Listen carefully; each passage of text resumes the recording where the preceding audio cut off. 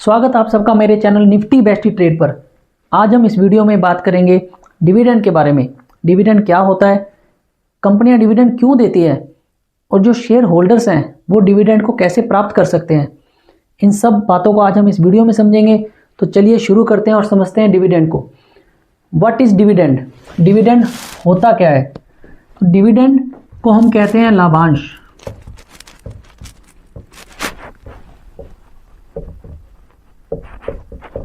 लाभांश यानी प्रॉफिट का एक छोटा सा हिस्सा। जब कोई कंपनी अपने प्रॉफिट का छोटा सा हिस्सा अपने शेयर होल्डर्स को उनकी इन्वेस्टमेंट के बदले में रिटर्न करती है तो उस हिस्से को हम कहते हैं डिविडेंड।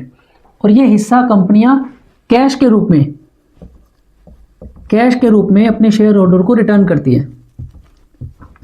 और ये कैश जो शेयर होल्डर्स हैं उनके बैंक अकाउंट में सीधे सीधे क्रेडिट हो जाता है। ये तो हुआ डिविडेंड क्या होता है।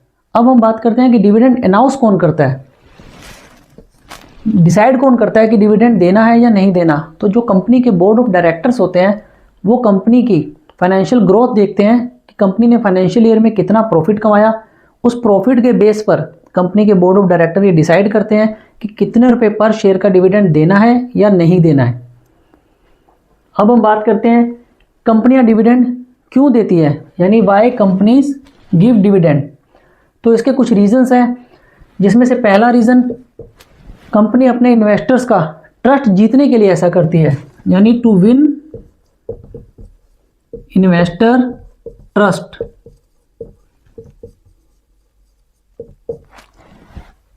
जब कोई कंपनी अपने शेयर होल्डर्स को डिविडेंड देती है तो इससे इन्वेस्टर्स का भरोसा उस कंपनी के लिए और बढ़ जाता है, जिससे वो इन्वेस्टर कंपनी के शेयर्स को लॉन्ग टर्म के लिए होल्ड करके रखते हैं, जल्दी से वो शेयर्स को सेल नहीं करते। तो इससे कंपनी को क्या मिलता है, भरोसा मिलता है इन्वेस्टर्स का, और वो और ज़्यादा पैसा उसमें इन्वेस्ट करते हैं। दूसरा, attracting new investors.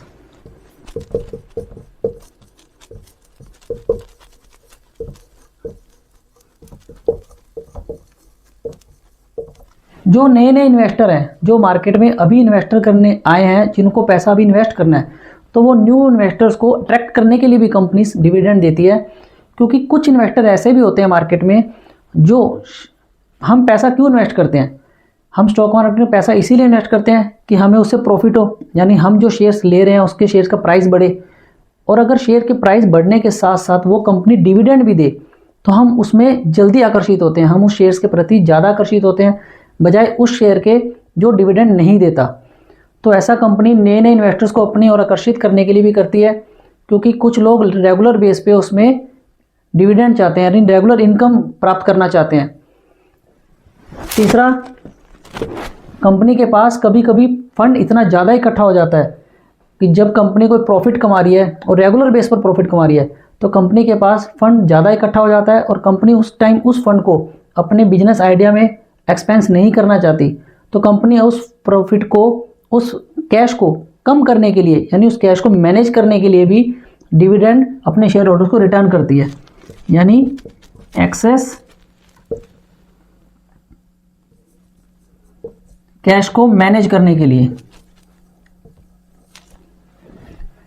Access cash को मैनेज करने के लिए भी कंपनियां डिविडेंड अपने शेयर होल्डर्स को रिटर्न करती हैं। तो ये कुछ कारण है जिसकी वजह से कंपनियां डिविडेंड देती हैं, और डिविडेंड देने से कंपनियों को भी फ़ायदा होता है और शेयर होल्डर्स को भी फ़ायदा होता है। तो यहाँ पर एक पॉइंट आता है कि अगर कोई कंपनी डिविडेंड नहीं देती तो इससे क्या शेयर होल्डर्स को फ़ायदा नहीं होता? तो ऐसा बिल्कुल नहीं है कि अगर कोई कंपनी डिविडेंड नहीं दे रही इसका मतलब वो अपना सारा प्रॉफिट अपने ही बिजनेस में रीयूज़ कर रही है। और अगर कोई कंपनी अपना पैसा अपने ही बिजनेस में रीयूज़ कर रही है तो इसका मतलब उसके शेयर का प्राइस बढ़ेगा। कंपनी ग्रोथ करेगी तो उसके शेयर का प्राइस बढ़ेगा, जिससे शेयर होल्डर्स को बेनिफिट होगा। और अगर कोई कंपनी डिविडेंड दे रही है तो इससे भी शेयर होल्डर्स को बेनिफिट होता है। तो शेयर होल्डर्स को दोनों ही तरह से बेनिफिट होता है और कंपनीज को भी दोनों तरह से बेनिफिट होता है, चाहे वो डिविडेंड दे या डिविडेंड ना दे। अब बात करते हैं कि हम जो शेयर होल्डर्स हैं वो डिविडेंड को कैसे प्राप्त कर सकते हैं, यानी how can I get it.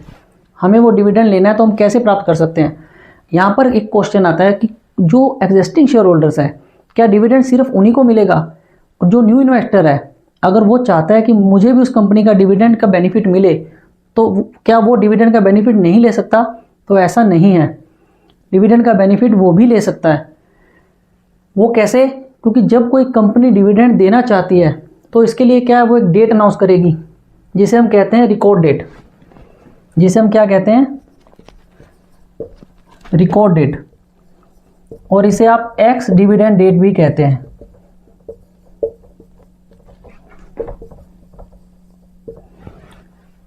जो एग्जिस्टिंग शेयर होल्डर्स हैं, यानी पहले से शेयर होल्डर्स हैं, अगर वो रिकॉर्ड डेट वाले दिन तक अपने अकाउंट में शेयर्स को होल्ड करके रखते हैं तो उन्हें डिविडेंड मिल जाएगा। और कोई न्यू इन्वेस्टर, अगर कोई न्यू इन्वेस्टर भी डिविडेंड लेना चाहता है, उसका बेनिफिट लेना चाहता है, तो हमें एक्स डिविडेंड डेट से एक दिन पहले शेयर्स बाय करना होता है। अगर आप एक्स डिविडेंड डेट वाले दिन शेयर्स को बाय करते हैं तो आपको डिविडेंड का बेनिफिट नहीं मिलेगा।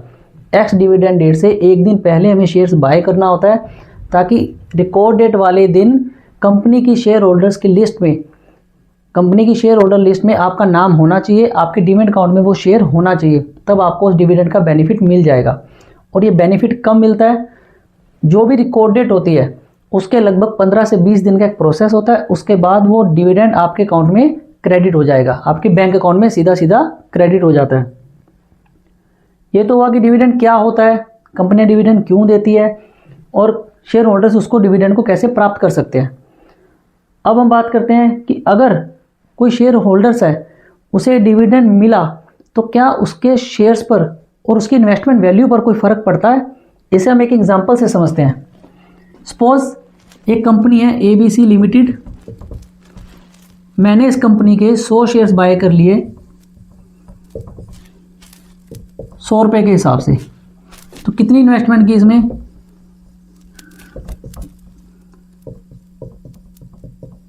10,000 रुपये की। अब इस कंपनी ने अनाउंसमेंट की 5 रुपये पर शेयर ये डिविडेंड देगी, यानी 5 रुपये पर शेयर ये डिविडेंड देने का अनाउंसमेंट करती है, और हमारे पास 100 शेयर हैं और 5 रुपये एक शेयर पर डिविडेंड मिलेगा, तो हमें कितने रुपये का डिविडेंड मिला? 500 रुपये का। लेकिन 500 रुपये का डिविडेंड ये सीधा सीधा कैश के रूप में हमारे बैंक अकाउंट में क्रेडिट हो गया। तो इससे क्या फ़र्क पड़ा? हमारे number of shares as it is है, हमारी इन्वेस्टमेंट वैल्यू वो भी एज इट इज़ है, यानी डिविडेंड प्राप्त करने से जो शेयर होल्डर्स हैं उनके नंबर ऑफ़ शेयर्स पर और उनकी इन्वेस्टमेंट वैल्यू पर कोई फ़र्क नहीं पड़ता, कोई भी चेंज नहीं होता। और जो डिविडेंड के रूप में हमें कैश मिलता है, हमारा वो सीधा सीधा बेनिफिट है, वो हमारे बैंक अकाउंट में क्रेडिट हो जाता है। डिविडेंड क्या है, आज इस वीडियो में आप अच्छी से समझ गए होंगे। कमेंट सेक्शन में लिखकर बताएं कि आपको आज का वीडियो कैसा लगा। नेक्स्ट वीडियो में मिलेंगे हम स्टॉक मार्केट के कुछ और इंटरेस्टिंग टॉपिक के साथ। तब तक के लिए आप अपना ध्यान रखें, स्वस्थ रहें। नमस्ते।